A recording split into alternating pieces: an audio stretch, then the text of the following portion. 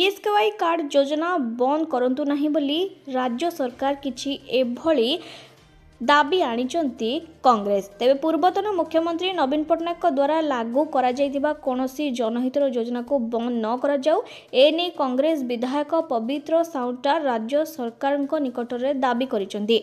BSKY card गरीब लोकंक पई एक वरदान अटे। तेबे ओडिशार गरीब आदिवासी माने एही कार्ड द्वारा बहुत उपकृत हेउचंती। तेबे आयुष्मान भारत योजना रे गरीब लोक माने बहुत हैरान हेबे। बिल पई लोक माने नाही नथिबा असुविधार मध्य सामना करिवे। तेणु पूर्व सरकार को स्वास्थ्य कार्ड को नुआ सरकार लागू करंतु एहा दाबी नै से संसद रे कथा उठाइचंती।